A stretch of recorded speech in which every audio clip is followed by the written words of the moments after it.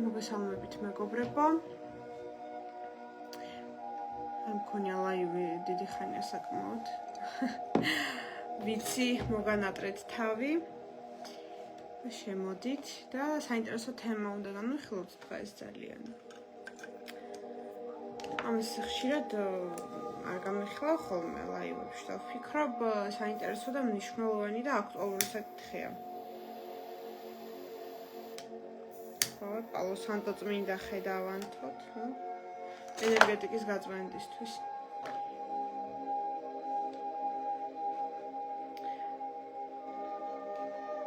მეგობრებო, ეხლა უნდა შევეხოთ ეს საინტერესო თემას. ეს არის ჩინური ჰოროსკოპი, ხო? და რა სხვაობაა დაუშვათ ჩინურს და დასავლურს შორის. ყველას გვსმენია ხო, რომ აი გველის წელია დაუშვათ ან რაღაც კატაკურდღლის წელი მოდის, მოემზადეთ და ასე შემდეგ. მეც ვახსენებ ხოლმე ხო ამ ტერმინებს. რას ნიშნავს ახლა ეს? ეს არის ასტროლოგიის ერთ-ერთი განშტოება, უძველესი სხვათა შორის ეს არის ჩინური ჰოროსკოპი, რომელიც უძველესი დროიდან მოგვიტანა ჩინურმა კულტურამ, რაც ვიცით, რომ ძალიან მისტიურია ჩინური კულტურა. და ძალიან ბევრ ფილოსოფიას იტევს რეალურად და საკმაოდ საინტერესო ცოდნას და ეს ჩინური ჰოროსკოპია ზუსტად აი რო ამბობენ რომ აი დრაკონი ვარ ან ვარ კურდღლის წელში დაბადებული და ასე შემდეგ, ხო? ეს ყველაფერი მიეკუთვნება უკვე ჩინურ ასტროლოგიას, რაც ასევე ძალიან ინფორმატიულია და კარგია მისი ცოდნა, რომ იცოდეთ თქვენ, ასე ვთქვათ, რომელი ზოდიაქოს ნიშნის წელს ხართ დაბადებული ჩინური კალენდრის მიხედვით. ეს საკმაოდ საინტერესო საკითხია. აქვე უნდა ვთქვა ასეთი მნიშვნელოვანი რამ, ხშირად გონიათ რომ არიან დრაკონები და რეალურად არიან კურდღლები. რატო ხდება ასე, ხო? იმიტომ რომ მეგობრებო, თქვენ თუ დაიბადეთ დაუშვათ ან თქვენი ახლობელი ან მეგობარი დაიბადა იანვრის დასაწყისში, იმ წელს რა წელსაც წესით დრაკონის წელი უნდა ყოფილიყო, ესე იგი კატაკურდღელი, ანუ წინა ნიშანია. რატო? იმიტომ რომ ხშირ შემთხვევაში ჩინური კალენდრის მიხედვით ახალი წელი, ანუ ახალი ზოდიაქოს ნიშნის შემოსვლა ხდება თებერვალში. ან თებერვალში ხდება ხოლმე, ან იანვრის ბოლოს, აი უკვე თებერვლისკენ. ამიტომ ვინც იანვრის დასაწყისში დაიბადეთ დაუშვათ და გგონიათ რომ იმ ზოდიაქოს ნიშნის წარმომადგენელი ხართ, რა ნიშნის წელიც იყო იმ წელს თქვენ რო დაიბადეთ, ეს ტყუილია. ამიტომ არის მნიშვნელოვანი, რომ ვინც იანვარშია დაბადებული, აუცილებლად გადაამოწმონ ეს ინფორმაცია. სხვადასხვა თებერვლის დასაწყისში ვინც არის დაბადებული, მათაც ეხება ეგ, იმიტომ რომ ხან-ხან ხდება, რომ აი ჩინური კალენდრით ახალი ზოდიაქოს ნიშანი შემოდის აი 15 თებერვალს ან 17 თებერვალს, ხო? ანუ ფაქტობრივად უკვე თვის ბოლოსკენ რომ მივდივართ. ამიტომ მნიშვნელოვანია, რომ იანვარში და თებერვალში თუ დაიბადეთ, შეამოწმეთ თქვენ წელს, ესე იგი თქვენ დაბადების წელს, როდის იყო ჩინური ახალი წელი, ანუ როდის შემოვიდა ახალი ზოდიაქო. თუ ისე გამოვიდა, რომ ახალი ზოდიაქო უკვე შემოსული იყო, ანუ დავუშვათ ახალი წელი ჩინური დაემთხვა დავუშვათ 10 თებერვალს და თქვენ დაიბადეთ 11-ში, ნუ რა თქმა უნდა იმ წლის ზოდიაქო გამოხვალთ. თუ 8-ში დაიბადეთ და ახალი წელი იყო 10 რიცხვში, ნუ ესე იგი წინა ზოდიაქო გამოდიხართ. ეს არის მნიშვნელოვანი აქ, მნიშვნელოვანი ნიუანსია და მე ვერიგებენ ხოლმე, რომ დაუშვათ რატო არ ემთხვევა დახასიათება გველის მათ ხასიათს, იმიტომ რომ არ არიან გველები, ხო? იმიტომ რომ დაიბადნენ იანვრის დასაწყისში, სხვა ნიშანი არიან და მაგიტო. ეს არის აქ მნიშვნელოვანი და ამაზე ისე არ საუბრობენ ხოლმე და ეს აუცილებლად უნდა გავაფრთხილოთ მოსახლეობა ამის თაობაზე, იმიტომ რომ არის ხოლმე მე რომ არ ემთხვევა დახასიათება და მე იძახიან რომ ესე იგი არ მუშაობსო და არა მუშაობს ეგ სისტემა ჩვეულებრივად, უბრალოდ თქვენ არ იცით თქვენი სწორი ზოდიაქო ამ შემთხვევაში ჩინური კალენდრის მიხედვით. და კიდევ მეგობრებო, რაც განასხვავებს ჩინურ ჰოროსკოპს დასავლურისგან, ან დასავლურში რა გულისხმობ ხა ტრადიციულად ვერძი, სასწორი, კურო, მორიელი, ხო? ესაა დასავლური. რით განსხვავდება? აქ სტიქიები გვაქვს 5. 5 სტიქია არის. ესე იგი, სტიქიად ითვლება ხე, ანუ ხის სტიქია, მეტალი, მიწა, წყალი, ცეცხლი. ეს სტიქიებია ძირითადად და ასტროლოგიაში დასავლურში გვაქვს, რა თქმა უნდა, ნაკლები სტიქია, ხო? 4 სტიქია გვაქვს მიწა, წყალი, ცეცხლი, ჰაერი, ხო? სტანდარტულად. იქ დამატებულია უკვე სხვა სტიქიები და ანუ საკმაოდ საინტერესოა. თან 60 წლიანი ციკლი აქვს, ანუ თქვენ რა წელსაც დაიბადეთ, რა ნიშნის წელს დაუშვათ და რა სტიქიის წარმომადგენელი ხართ, მაგალითად მეტალის დრაკონი ხართ. მეტალის სტიქიის დრაკონი გამეორდება მარტო 60 წლის შემდეგ იგივე კომბინაცია. ანუ აი ასეთი უნიკალური გამოთვლები აქვს ხოლმე ჩინურში. და ესეც მნიშვნელოვანია რომ გავითვალისწინოთ. რამდენად სანდოა ჩინური კალენდარიო? ნუ საინტერესო კითხვა, ახლა ვერ ვიტყვით რომ სანდოა ან არა სანდო. არსებობს ჩინური ჰოროსკოპი და რა თქმა უნდა, ესეც განიხილება ხოლმე. მე განვიხილავ ჩემ პროგნოზებში ჩინურ კალენდარსაც და ჩინურ ჰოროსკოპს, იმიტომ რომ ახლა მაგალითად გველის წელი რომ არის ახლა რომ დადგებოდა გველის წელი და იქნებოდა დიდი გამოწვევები ყველასთვის და ეს არ იქნებოდა მარტივი და მშვიდი და მონოტონური წელი, მე ამაზე ხო გაგაფრთხილეთ, იმიტომ რომ გველის ენერგიებია ასეთი. შესაბამისად, ვხედავთ, რომ პრაქტიკაშიც მუშაობს კარგად ეს ჩინური ჰოროსკოპი და რა თქმა უნდა, ესეც სანდოა. რა თქმა უნდა. ვერ ვიტყვით, რომ მარტო დასავლური მუშაობს. არა. დასავლური სწორნაც კარგია. და ჩინურისაც რომ იცოდეთ, აი ჩინურის მიხედვით რა ხართ? ახლა დრაკონი ხართ დაუშვათ, გველი ხართ, კურდღელი ხართ თუ ბირთხა ხო საერთოდ. ამიტომ ამ ყველაფერსაც აქვს მნიშვნელობა. ზოდიაქოები აქაც 12 გვაქვს, მეგობრებო, სტანდარტულად 12 ნიშანია. და აქედან ასე ვთქვათ, მხოლოდ ერთი ნიშანი არის მისტიური და ასე ვთქვათ მითოლოგიური, ხო, ანუ არ არსებობს რეალურად, ანუ დრაკონი. ხო, არ არსებობს დრაკონი ფიზიკურად. არსებობს ძაღლიც, კურდღელიც, ვირთხაც, ტახი, ხარი, ხო, ეს არსებობს, ხო, ფიზიკურ პლანზე და დრაკონი არ არსებობს. მაგრამ დრაკონი გვაქვს, ეს მეხუთე ნიშანია, ხო, ჩინურ კალენდარში.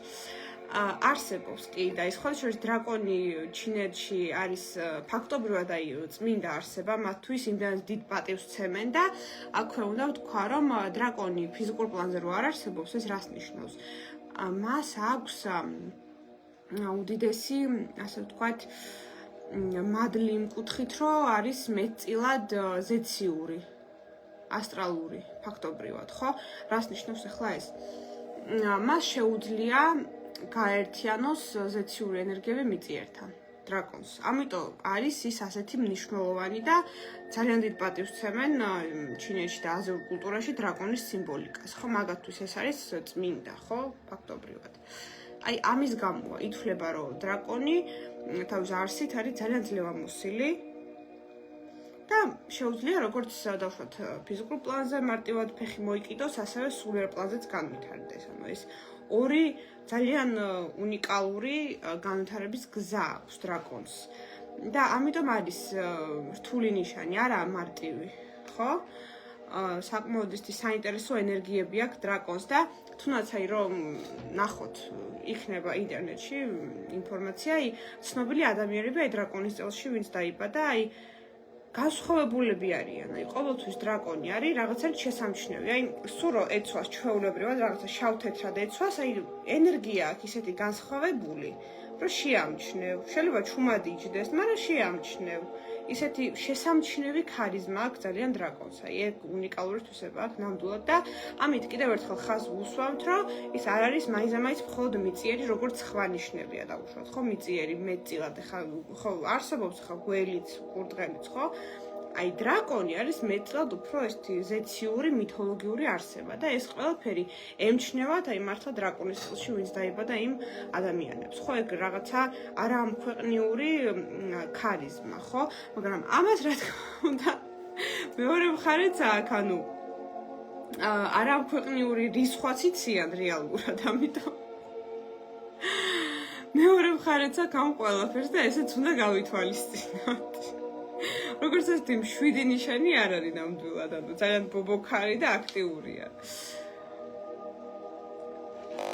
ამიტომ ძალიან საინტერესო თემაა ჩემი აზრით და თუ გაინტერესებთ, მე ჩავწერ მერე დახასიათებას ჩინური კალენდრის მიხედვით ყველა ნიშანზე, იმიტომ რომ ვფიქრობ, ესეც მნიშვნელოვანია, რომ იცოდეთ. ამასაც აქვს დიდი გავლენა ჩვენს ცხოვრებაზე, ბედზე, ხო? და მნიშვნელოვანია ეს გავითავისოთ. ვინც ახლა შემოხვედით, მეგობრებო, ვისაუბრე ჩინურ ჰოროსკოპზე და აი რა სხვაობაა ჩინურს და დასავლურს შორის, იმიტომ რომ სხვაობა არის. მაგრამ ორივეს ცოდნა ძალიან კარგია, ამ შემთხვევაში უფრო აი ვრცელი სურათი რომ დავინახოს თუ ვინ ვართ, რა ტალანტები გვაქვს, პოტენციალი, შილოვანი მხარეები, ძლიერი მხარეები.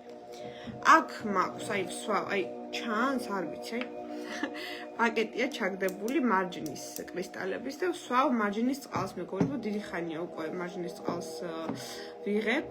ეს არის ცოცხალი წყალი, რაც ჯანმრთელობისთვის ძალიან მარგებელია, წმინდავს ორგანიზმს შლაკებისგან და ნებისმიერ სახის აი ტოქსინებისგან, აწვდის ჩვენს უჯრედებს უჯრედულ დონეზე სუფთა წყალს, ამარაგებს და მარტივად შეიწოვება და ძალიან კარგია ნამდვილად.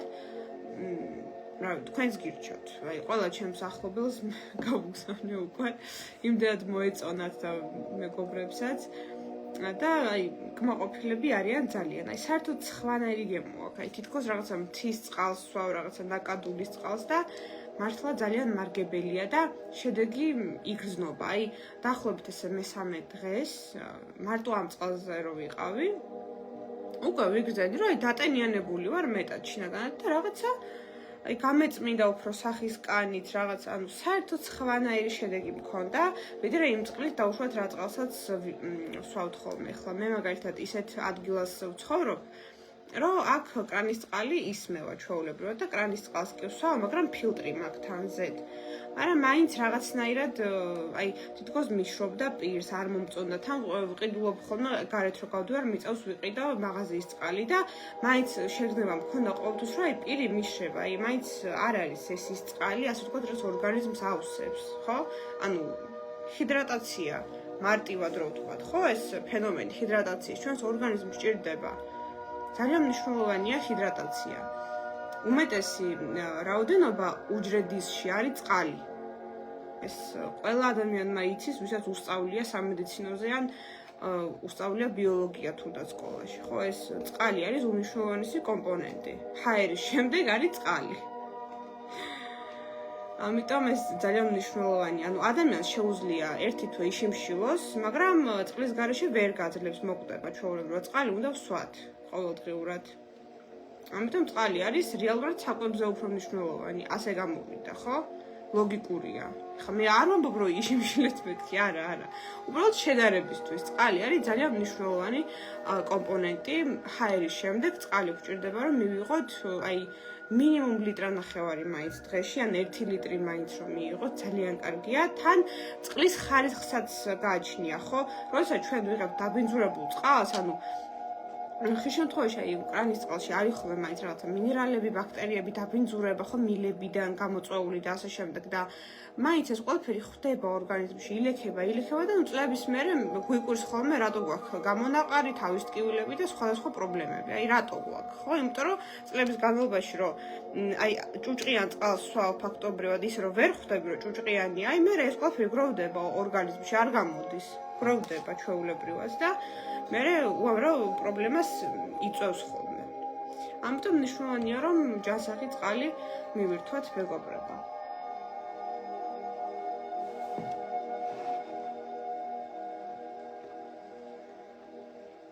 და ამაზე ვიდეოც მაქვს დამზადება როგორ ხდება.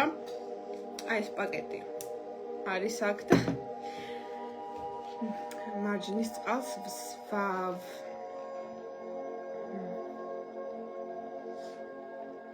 თან კომპიუტერთან შემოვალ, რომ არ მიჩნევს კარგად კითხვები აქ.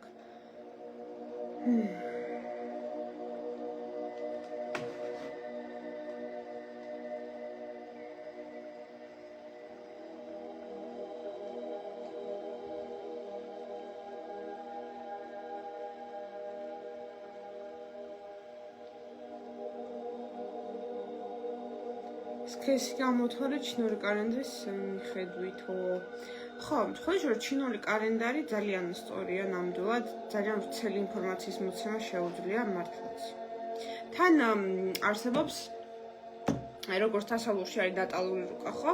არსებობს ჩინურ ასტროლოგიაში ესეთი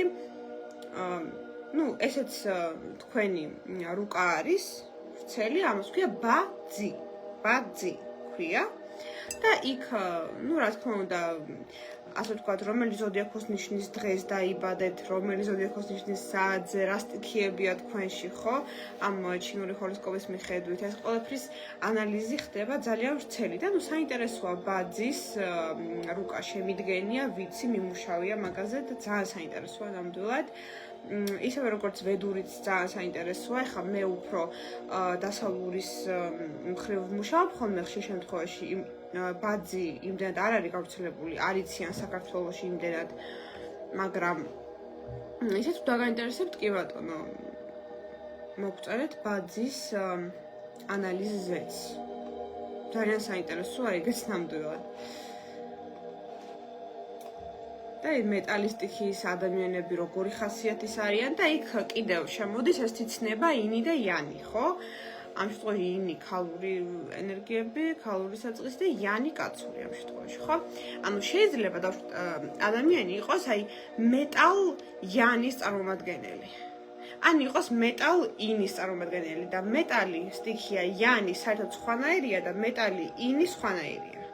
და წყალზეც მასე არის, ანუ წყლის სტიქია იანი სხვანაირი იქნება, წყლის სტიქია ინი სხვანაირი იქნება და საკმაოდ საინტერესო ისეთი დახასიათება გამოდის.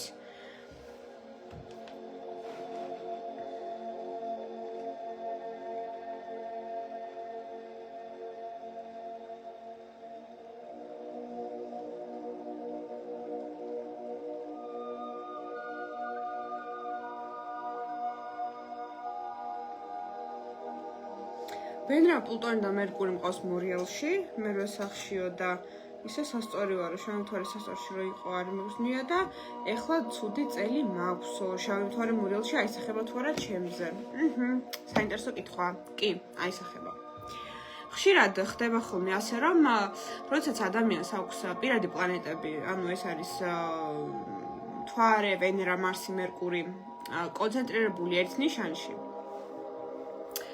მაგრამ ეს არ ემთხვევა მზის ნიშანს, ხო, ან ზოდიაქოს ნიშანს. როგორც წესი ლილიტი, რომ გაივლის იმ ნიშანს, რა ნიშანშიც გვაქვს პირადი პლანეტების უმრავლესობა, იმას უფრო უგრძნობთ ხოლმე, ვიდრე ჩვენს მზის ნიშანში რომ დგას. ეხლა გამოვთარგმნოთ ჩინურიდან, რომ გასაგები იყოს ყველასთვის. დაუშვათ ხართ მშვილდოსანი ზოდიაქოს ნიშნით. მაგრამ ვენერა გაქვთ, არ ვიცი, თხისრქაში, მარსის თხისრქაში და მერკურიც, ხო, დაემთხვა ეგრე, რომ თხისრქის გავლენა გაქვთ ძალიან, ესე იგი პირადი რუკით.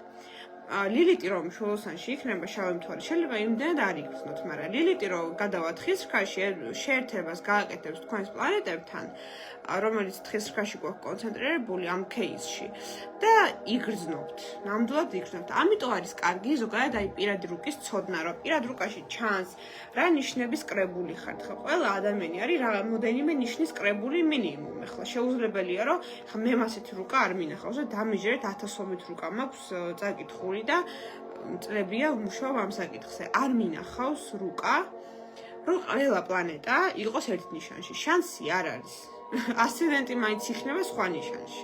ან შავი მთვარე, სელენა, არ ვიცი, მედიუმ ქოელი დავუშვათ, ასტეროიდებიც რო ჩათვალო.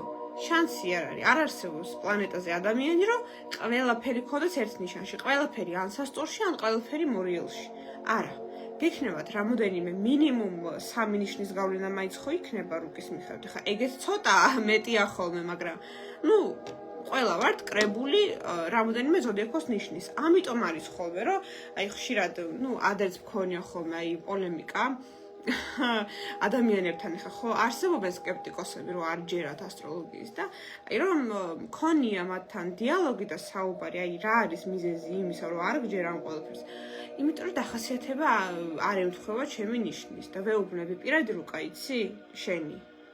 არ ვიცი მეუბნებიან. მე ვადგენ პირად რუკას, ვეუბნები. აი შენ არ ხარ ტიპიური მშვილდოსანი, შენ სხვა ნიშნების გავლენაც გაქვს.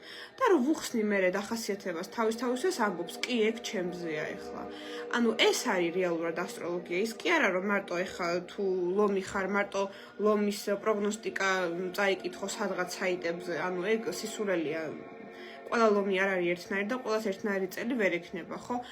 აქ მნიშვნელოვანია რომ პერსონალური პროგნოსტიკა შედგეს და პერსონალურად თქვენთვის როგორი წელი გაიგოთ, ანუ ეს არის აქ მნიშვნელოვანი. ის კი არა რომ აი რაღაცა ამბობენ რომ აი საერთოდ არ მგავარ ეხა ჩემ ნიშანს და მე აღმოჩნდება რომ საერთოდ სავსემთხვარეობას დაიბადა და გაორება აქვს, ხო? ადამიანზე მაგით არ გავს თავის ნიშანს. იმიტომ კი არა რომ ასტროლოგია სისულელეა, იმიტომ რომ თვითონ არ არის ინფორმირებული რა რუკა აქვს და რა პლანეტები აქვს, არ იცის და მაგით ამბობს, ხო? ანუ არ უნდა შეაფასოთ წიგნი ყდით, უნდა წაიკითხოთ ეს წიგნი ბოლომდე და იმერე თქვათ რომ აი დაუშვათ ეგ სწორია თუ არაა სწორი. და მე არ მინახავს ადამიანი აი რუკა რო გამიგეთებია მისთვის და ეთქვას რომ არა ეს ჩემზე არ არის. იმიტომ რომ ეს თქვენზეა, ესაა თქვენი პლანეტები, თქვენი ასპექტები. აქვს ამას თქვენზე გავლენა. არ აქვს მნიშვნელობა თქვენ გჯერათ თუ არა ამის, ეს არსებობს ხა. შეიძლება ვიღაც გამოვიდეს და თქვას რომ მე არ მჯერა რომ კოსმოსი არსებობს. მე რა ხო არ გაქრება, იმიტომ რომ შენ არ გჯერა, ხო არსებობს კოსმოსი. ასეა ასტროლოგიაშიც. ვიღაცას არ ჯერა ასტროლოგის, მაგრამ ეგ ხო არ ნიშნავს, რომ ასტროლოგია არ მუშაობს, იმიტომ რომ ვიღაცას არ ჯერა. მუშაობს, მაგრამ მას არ ჯერა. მორჩა. ეს ჩამერთო ჩემი ეს ენერგიები იმის. დრაკონური. კი ბატონო.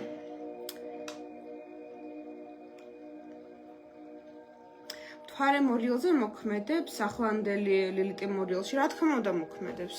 გაჩნია რომელ გრადუსზე აქვს ადამიანს თვარე მორიელში და როდის ხდება ან ზუსტი შეერთება ამ ტრანზიტულ ლილიტთან. რა თქმა უნდა მოქმედებს. ხა დეკემბრის ბოლომდე გვაქვს ახლა ლილიტი მორიელში. მე შევამშულდოსანში. ამიტომ რა თქმა უნდა გავლენა აქვს. მე ვისაუბრე კიდეც ლაივის დასაწყისში მსგავსი კითხვა იყო. პირადი პლანეტები რომ არის ზოდიაკოს ნიშანში, ლილიტის ტრანზიტი ქმნის შეერთებას იმ პლანეტასთან და რა თქმა უნდა ექნება გავლენა აუცილებლად. კი ბატონო, სასწორებს რას გვირჩევთო? ხო, სასწორების პერიოდი, ეს ხალხი შორის დღეს მთავრდება, ძალიან სიმბოლურია, იმიტომ რომ აი დღეს ღამე შედის უკვე მზე მორიელში და აი სასწორების პერიოდი მთავრდება ახლა, ხო? ძალიან სიმბოლურია და ძალიან საინტერესოა ეს ყოველივე და ზოგადად ახლა რაც შეეხება სასწორებს. საბოლოო ჯამში მზე სასწორში გვქონდა ეს ერთი თვე და რა თქმა უნდა სასწორების პერიოდი იყო. ამიტომ შეგვიძლია ვთქვათ, რომ კარგი პერიოდი გქონდათ. თუ რა თქმა უნდა ინდივიდუალური ცური ტრანზიტები არაა თქვენს ტრანზიტულ რუკაში, ეგ ინდივიდუალურია უკვე, თორე როდესაც მზე შედის თქვენს ნიშანში, თქვენთვის კარგი პერიოდია, იმიტომ რომ მზე ანათებს, ესე იგი თავისი ენერგიებით თქვენს ნიშანზე და მით უმეტეს სოლარული ციკლით რომ სრულდება, ანუ სოლარის ციკლი რა არის? ახლა სოლარის ციკლი არის თქვენი დაბადების დღე. აი ამ დაბადების დღიდან შემდეგ დაბადების დღემდე და ახალი ენერგიებით ივსებით, ხო? ამიტომ ეს სოლარის ციკლით რო გაიარეთ, თუ არ იყო ცუდი ტრანზიტები, ვიმეორებ, ეს მნიშვნელოვანი საკითხია, თუ არ იყო ცუდი ტრანზიტები და უშუალოდ აი პლუტონის ნეგატიური ასპექტები ან სატურნის, ხო, და უშუალოდ ურანმა რა ურია ტრანზიტებში, მაშინ ესეთ კარგი პერიოდი გქონდათ სასწორებს. აქ მაინც ზოგადად ვსაუბრობთ ინდივიდუალურ რუკას რომ ვნახულობ ხოლმე, იქ ყველაფერი ჩანს, მოკლედ როგორც ამბობენ, ის ხა ბარბარიზმისთვის ალბათ დაწერს ვიღაცები, მაგრამ ასე უნდა ვთქვა, ასე მინდა ოტიდო რო არის, აი ოტიდო. ასე ჩანს, აი რუკას რომ ხედავ სიმბოლოებით, აი მორჩა ყველაფერი ვიცი უკვე ადამიანზე.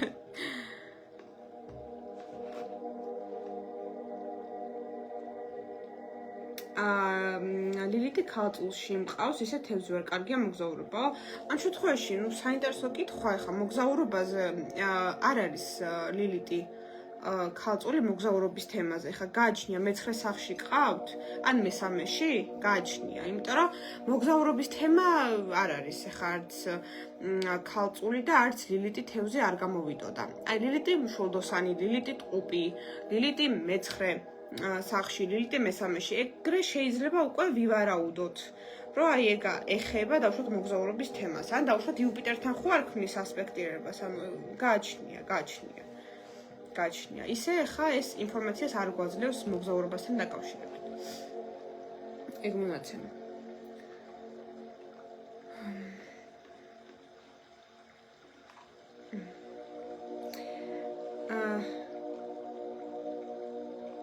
თხის რქაზე რა სიტყვით? ხო, თხის რქაზე აი კონკრეტულად რა გვაინტერესებს გააჩნია.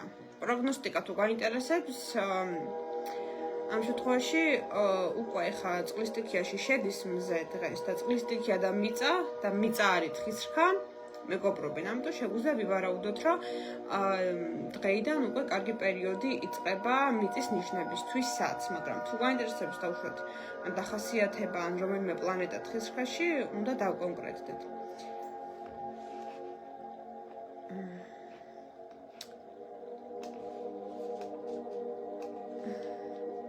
ლილიტი მორიელი გადადის დეკემბრის ბოლოდან.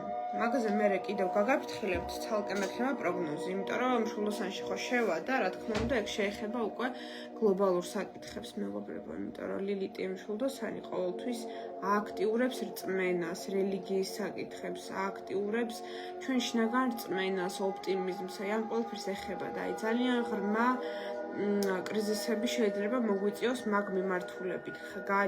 გააჩნია ვის რა პლანეტები აქვს პირად რუკაში ხო და ვის როგორ გამოუვლინდება, მაგრამ ზოგადად ლილიტი მშვილდოსანი არის საინტერესო მაგით, ხო, რომ არის მაინც ჩვენი ინდივიდუალური რწმენის საკითხთან კავშირში. ზოგადად მშვილდოსანი არის ასე კავშირში რწმენასთან, ხო? ძალიან საინტერესოა.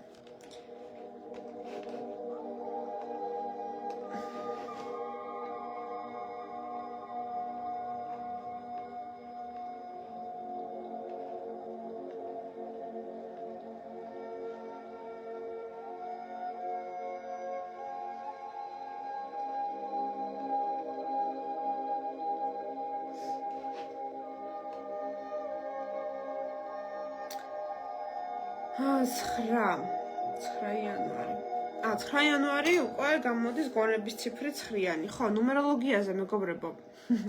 ბევრი იწერება, ესე იგი, დავიწყეთ დადება თითოეული გონების ციფრის, ანუ დაბადების დღის ციფრის ანალიზის, ხო?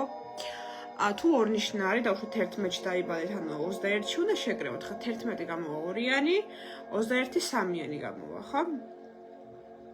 დავიწყეთ დადება ამ ვიდეოების და 9-იანი ჯერ არ დევს, როგორც ვიცი, მაგრამ დაიდება ამ დღეებში 9-яნის ანალიზი. ძალიან საინტერესო ენერგიაა 9-იანი, ზოგადად ვედურ ნუმეროლოგიაში ამთავრებს ნუმეროლოგიურ ციკლს და რა თქმა უნდა, ეხლა როცა ამთავრებს, ეს ყოველთვის არის რაღაცა მასიური ენერგეტიკული შეკრება ხდება ამ ნიშანში. ძალიან საინტერესოა და აი მაგაზე დავდებთ ვიდეოს ამ დღეებში აუცილებლად 9-იანების ანალიზი, ხო? ვინ გამოდის 9-იანი? ეხლა 9 რიცხვში დაბადებული 18 და 27. 9, 18, 27 გამოდის 9-იანი.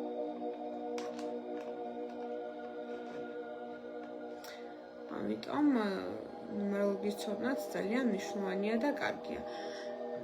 ჯერ ცოტა ადრეა, მაგრამ ბარემ გაგაფრთხილებთ მეგობრებო, მალე გვაქვს რეტროგრადული მერკური.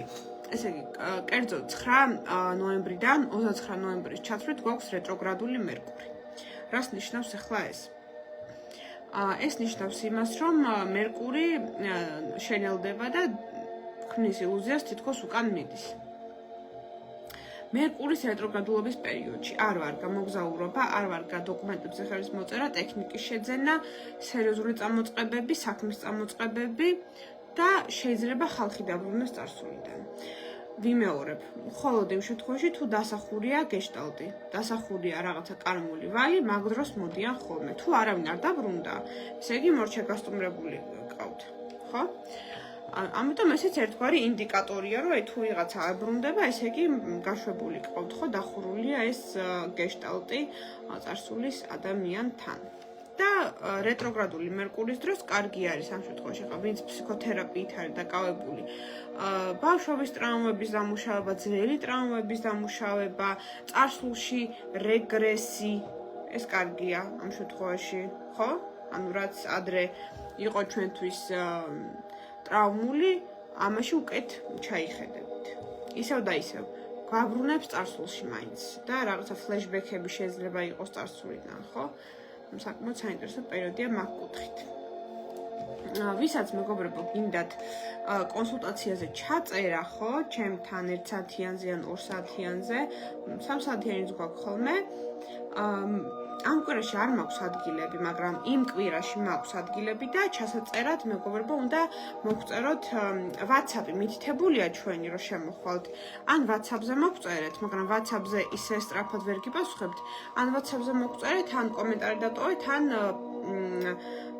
მოგწერეთ Messenger-ში. Messenger-ში ყველაზე სწრაფი პასუხი გამოვა. ამიტომ Messenger-ში მოწერას გირჩევთ, რომ მოასწროთ შემდეგ კვირაზე დაჯავშნა ადგილის, ვისაც გინდათ კონსულტაცია, მაგრამ სხვა სერვისები თუ გინდათ ახლა დავუშვათ ნუმეროლოგია, ან ბედის მატრიცა, ან პირადი რუკის ანალიზი წერილობით, ან ვიდეო ჩანაწერად, ამაზე დღესაც შეგიძლიათ ჩაეწეროთ და მიიღებთ შემდგომში ვადები არის ყველა სერვისის მიღებაზე.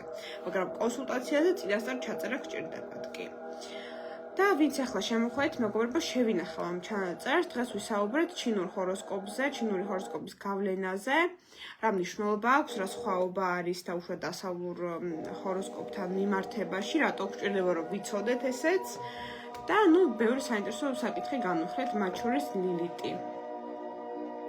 და აუცილებლად შევინახავთ ამ ლაივს და ვისაც გინდათ 20%-იანი მუდმივი ფასდაკლება გქონდეთ ჩვენს მარჯნის წყალზე და მიიღოთ მიწოდება არის მსოფლიო მასშტაბით, მოგწერეთ პირადში, რეგისტრაცია საჭირო. ჩვენ დაგარეგისტრირებთ, უმარტივესი პროცედურაა რეალურად. უბრალოდ სახელი, გვარი, ნომერი და ქალაქი, სადაც გნებავთ მიწოდება. გჭირდება და მეილი. მორჩა, უმარტივესი პროცედურაა. შეგვიძლია ლინკი ჩაგიგდოთ რეფერალური და თქვენ დარეგისტრირდეთ, მაგრამ ეზარებათ ხოლმე დავუშვათ ან რატომღაც ეშინიათ თავისით დარეგისტრირება და ამიტომ ჩვენ დავარეგისტრირეთ ბევრი მომხმარებელი. ამიტომ თუ გნებავთ შეძენა სუფთა ჯანსაღი მარჯნის წყლის, მეორე ბავშვებისთვისაც შეიძლება მიღება. ყველასთვის ძალიან კარგია.